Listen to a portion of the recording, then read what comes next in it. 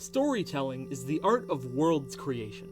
To take yourself, feet planted in the immutable reality of life, and form a new ground to walk on. Sculpt new creatures to encounter. Imagine new places, new people, new things.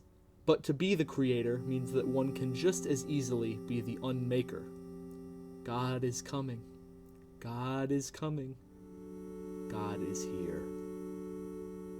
Thanks, Chuck. There are few things more existentially terrifying to the human condition than the end. Now, an end is reconcilable. A loved one's death, your own death, can be consoled by life. You will miss those who died, they will miss you when you're gone. Ultimately, death is beautiful.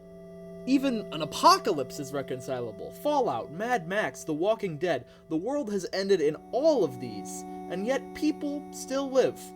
There is still beauty left amongst the embers. But we're not talking about death. Not of people nor society. What we're talking about is nothing at all. But I don't have a hat for nothing at all, so we're going to wear the death one.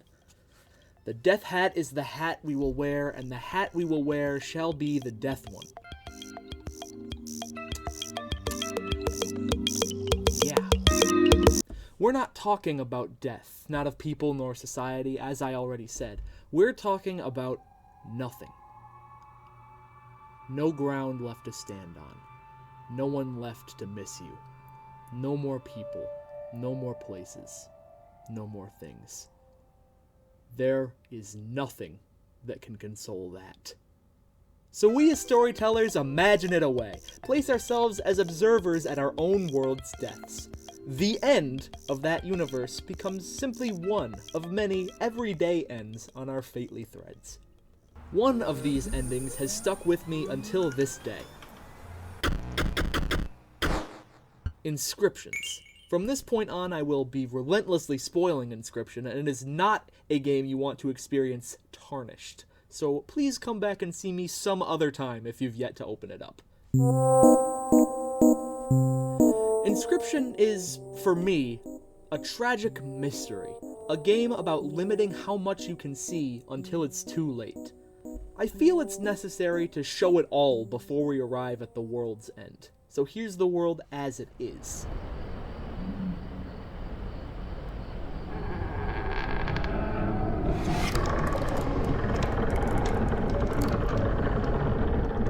Leshy is our first landmark in Inscryption, and the basis for my entire appearance. He is folklore come to life. Every bit of him feels fully ripped out of a Russian fairy tale. He is mysterious, enigmatic, fully aristocratic of tongue. Every word he says drags you deeper into his game. You are confined by Leshy, but you are not imprisoned. The violent end to his game is made only stranger by his seeming lack of any malevolence. He doesn't delight in taking your life. It's just another part of the game. The more you die by his hand, the more you come to see. Each time you find your ever-variable self back in his cabin, face changed but skills retained, you come to master his game. His numbers easier to skew than his lore. Throughout his cabin there are cards that talk to you. Together, you form a plot. It costs you your teeth, it costs you your eyes, but ultimately you can beat him at far more than cards. You can take control of the game itself.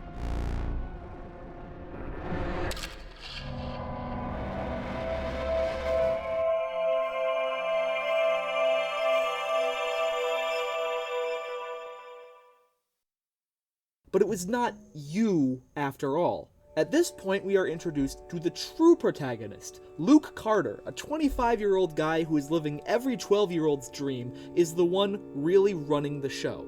A chance encounter at a yard sale gave him possession of this mysterious, seemingly lost piece of media, a video game of the limited-run card series Inscryption.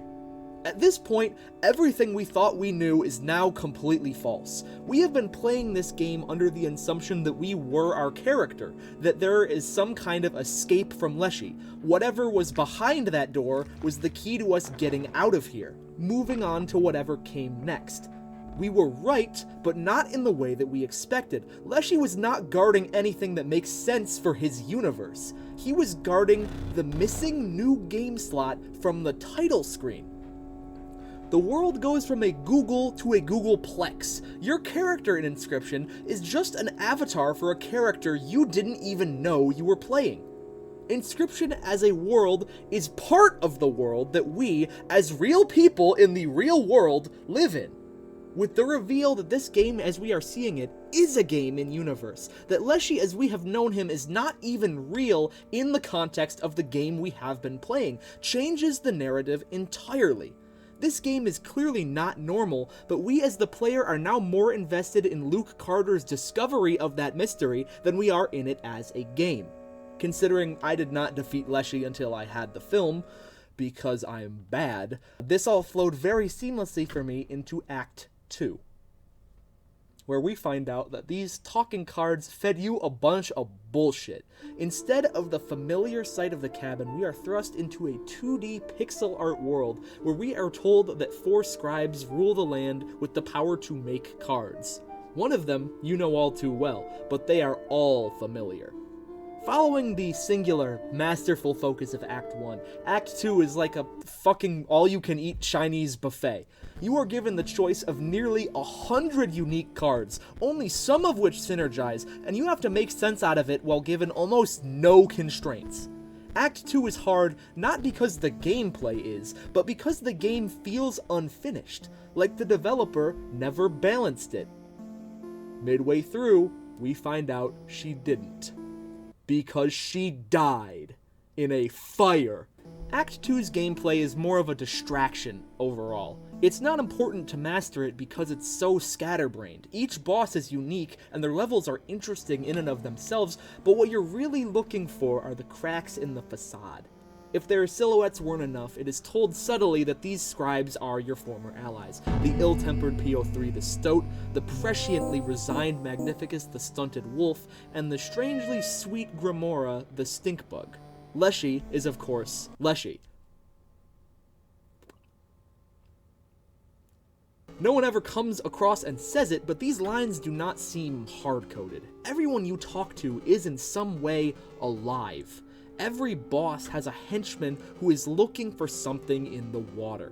The mask splits in half at PO3 section. The dredger finds what he's looking for, and whatever it is, it seems to matter a great deal more than which scribe you want to replace. But you have no choice. No choice but to assume that you matter more. Which scribe you replace, which empire you inherit, is still the point of this game. You know that you don't. You know that it isn't. And no matter what you decide, PO3 is there to prove you right.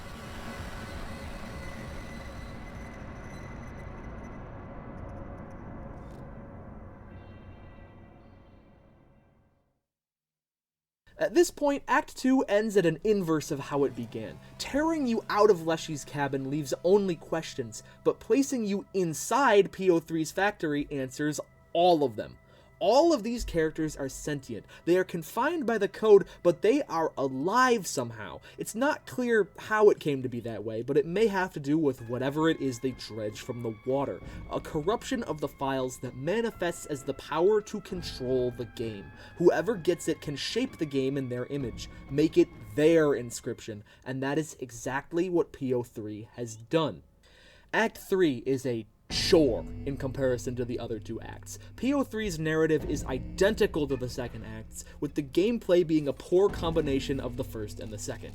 Any change he does make, he purports as superb, even when it very much is not. Except for the progressive scaling on the empty vessels. And inspired. I actually do like that very much. Incredible decision. But everything else is faced with a myriad of problems. PO3's narrative is not just unoriginal, but also completely uninspired. His world is given only surface-level meat that he basically makes up as you go. His bosses are somewhat unique, but they're super weird and way too personal to him as the game master. The photographer is so clearly born of PO3's vitriol for Leshy that it breaks your immersion entirely. Golly is interesting, but PO3 seems to hate playing her. The unfinished boss seems novel, but it's really just lazy. The Archivist, I do like. Inspired. I like the Archivist very much. But even still, think about it again. Camera, paint, death, robot. PO3's bosses are entirely informed by the other scribes, those he is programmatically fated to match and oppose. His world does not fail on gameplay merits. The changes he does make, while not grand, provide for a unique experience, and the foundations of the game itself are very strong. His world fails on a complete lack of effort to make it a world. As the act comes to a head, that lack of effort makes perfect sense. The game hasn't been about you, it's been about him. All that weirdness about the bosses, it's all been a ploy to get him into everyone's hands. To upload him, to upload his game to permanence, to glory. The scribes have been in a war of attrition over this disc for God knows how long, but this is how PO3 wins. This is how his technically sound, mechanically balanced, but totally empty game wins.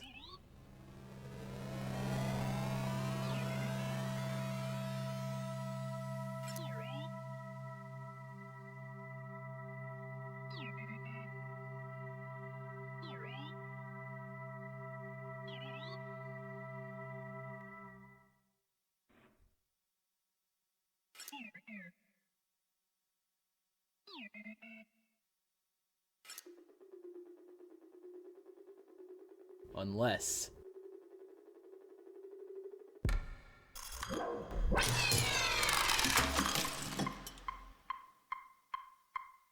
And so we have come to the end. The end. Grimora, in a shocking twist, starts the process of destroying Inscryption.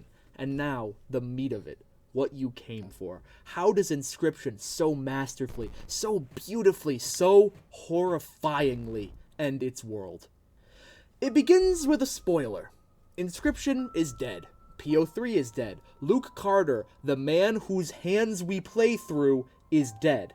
Oh wait, I shouldn't have done that gesture. Oh no! Oh no! Luke Carter, the man whose hands we play through, is dead. The world of Inscryption and PO3, no question. But Luke Carter as well. If he dies, our portal to the world that Inscryption is a world inside of, it's all gone. The Googleplex collapses in on itself completely. But there's no choice but to take it in stride.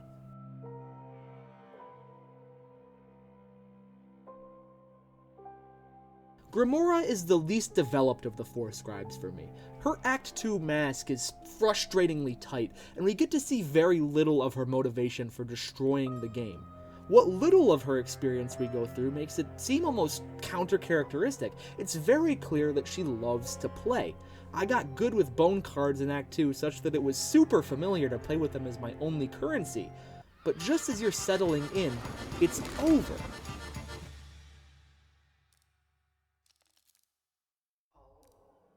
And she's disappointed! This is both confusing and chilling. Grimora does not want to die. Far from it. She outright claims that she wishes she had another turn, that she wishes she could have kept the corruption from PO3, kept this charade, this cycle, up a little longer.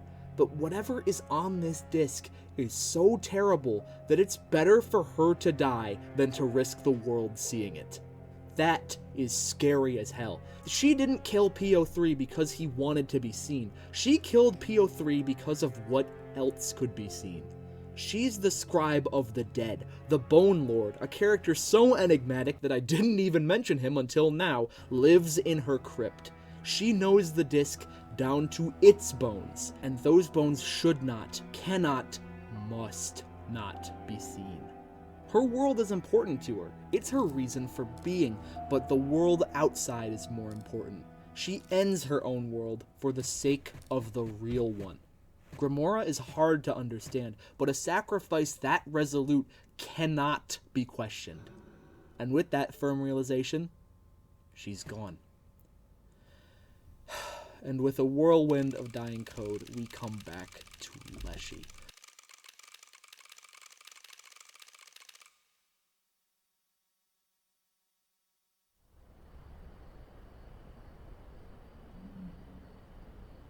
Leshy is a character who breaks my fucking heart. His final act shatters me into 1,000 pieces that I still have not picked up. I built him up in the recap as some enigmatic, mysterious figure, because that is how he presents himself. That is the figure he must be for his game to work. The Act 2 version of card play we see is the theoretically true Inscryption, but each scribe has their own style of play based on the cards that they make, their own Inscryption. That's why they make their worlds the way they do. Leshy's and PO3's are the only ones we get to see in full, but they are polar opposites. PO3's world exists only to serve his gameplay. Leshy's world feels so organic, so natural, so real, that there's no need for the gameplay to serve it. It's just your medium for traversing that story. Leshy's world is so thoroughly enrapturing that the gameplay is just what comes naturally to do. PO3's game feels uniquely dispersonal, not only because it is entirely a ploy for his own gain, but because you have played Leshy's game. A game where the narrative he is given, the world he lives in, is thrown away in favor of something new. The woodlands, the wetlands, the snowline, they're all his creations. His bosses shining a light on those his true game neglects. He takes the base game and he pours all of himself into it. He's not a game master, he's a storyteller. It's a thoroughly gripping experience, so much more than just the cards, that more than anything is all about you. Despite his framing in Act 1 as the villain, despite you not knowing how low the stakes really were until you couldn't go back, all Leshy ever wanted was to make you happy. Grimora likes the game, but Leshy lives the game. It's his entire reason for living. But in his final act, with his mysterious cabin's entire suite of mystique reduced to a single lonely guitar, he laments for one reason above all. He loved playing it with you.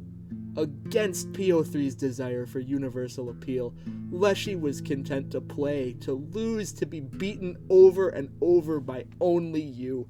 That's why he's so strangely even-keeled. Unlike me at this present moment in time. There's no malice, there's no reason for keeping you trapped. Anything evil that he did, it was for the sake of the story. It was so you could have fun. And we didn't appreciate it while we had it. We believed there was something more, and so we took his game away from him. We gave it to PO3, and Grimora ended it forever. If not for Luke Carter's desire to look behind the curtain, if not for your desire, it wouldn't have to be this way. But the undeniable fact is that it is this way. And the tears stream down my face when I play Leshy's final game. Lives don't matter, score doesn't matter, the rules of the game fall apart completely, but every card in your hand matters. They were not a means to an end. They were your cards. That was his game. That was a whole world. And it was for you. Goodbye. Good game.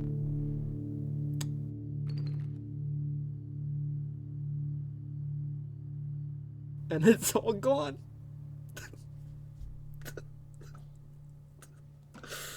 Oh, you guys don't understand how hard I worked for that not to happen. I've read this script like 700 times. Oh my god.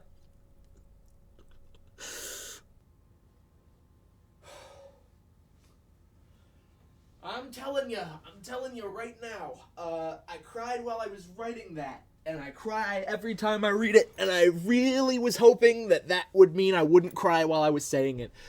But here we are, gutted, miserable, dehydrated from crying, both in the situation and right now. Again, everything changes. Time to lock back in. Magnificus. time to lock back in is right.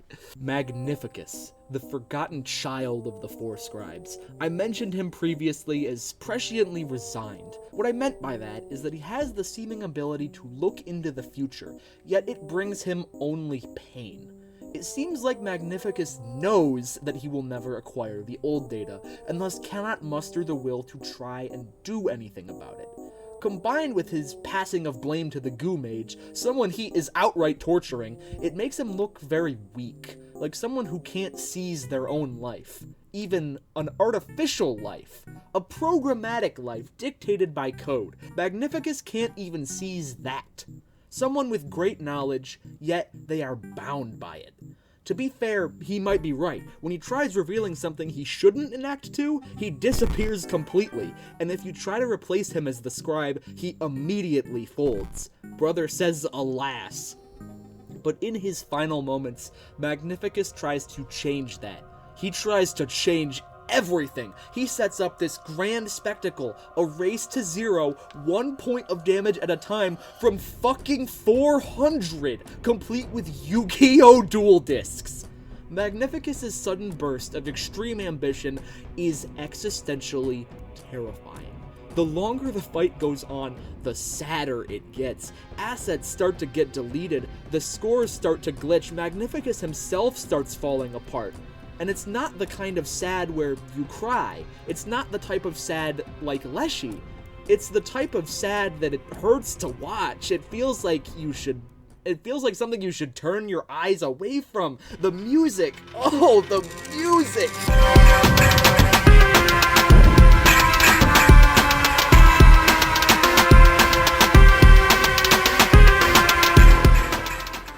Magnificus's theme, his uncharacteristically delicate and beautiful theme, turned into this pathetic, disharmonious attempt at a battle rattle. It descends into discordance and eventually unravels completely. As the last scribe remaining, he sacrifices anything he could have given you, any moment the two of you could have shared to try and seize his fate at the only time the future was truly sealed. He makes a fool of himself, and he's deleted as he tries desperately to shake your hand, crawling around an empty void of white. Yet another incompletion on his overpacked list of last acts. All the work Grimora and Leshy did to settle you has been undone. Grimora's sacrifice was purposeful and resolute. Leshy made you smile one more time. Magnificus cried out against fate, declared that he was supreme, and you had to watch as he was smothered. Absolutely fucking terrifying. You are the last thing left to hear the world's dying breath. All that's left is to satisfy the unsatisfiable. Let Luke Carter get his due. Even if you want to stop, even if you want to heed the warnings, even if you know that this data was powerful enough to turn a floppy disk RPG sentient, you are not him. There's a reason you play through his eyes. He has to see.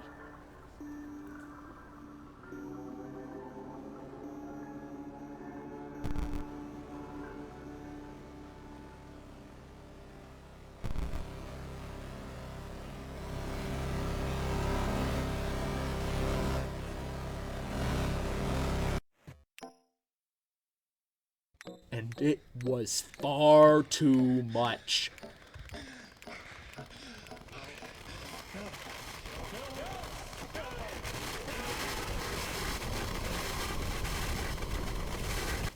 Luke Carter destroys the disc, now only a container for what is clearly an evil we should be glad the game won't show us, and tries desperately to share what he's seen, but much like someone else we know. I told you!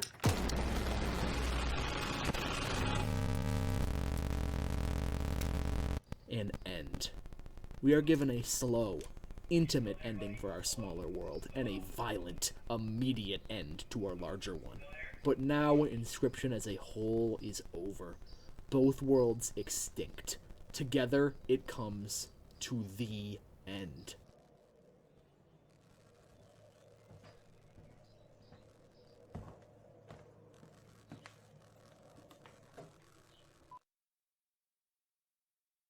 Inscryption is one of my favorite games of all time, and this ending is no small part of that. It is perfect in most every way. The pacing, the inconclusiveness, the sweetness and the sadness and the fear. It is everything an end of the world should be. It's an end so powerful I can't even talk about it without crying. Of any game I've ever played, there is none that has made me think a world would be better off if I'd never set foot in it, like Inscryption has. Being forced to play as a character with their own agenda means that you are driven into decisions you might not make on your own, but hiding that fact until close to the end of Act 1 means you see a lot more of yourself in him than you would if you knew from the start. You, in Luke Carter's shoes, unravel a mystery of a war on many fronts. PO3 and Magnificus both want power, whereas Leshy and Grimora love to play. Magnificus and Grimora are both cursed with deep, dark knowledge, whereas Leshy and PO3's petty rivalry is treated like life and death. It's a game that is full of life in all of the ways that are good and all of the ways that are terrible, and ultimately, to the laws of the computer, it is only data. And it can all be erased, except for the old data, the dark spots in Inscryption, the life giver and the life ender, something malevolent beyond compare, something that is purely and simply evil. Grimora tried to destroy that evil. Leshy tried to hide it behind his own game. PO3 naively tried to send it out into the world, and Magnificus lived a life in both pursuit and fear of it. All 4 scribes failed because Luke Carter could not stop. Because you could not stop. You, as the player, in your naivete, bring about the end. That is perfection. This has been CriticalCrouton. Goodbye. Good game. Big hand. Big hand!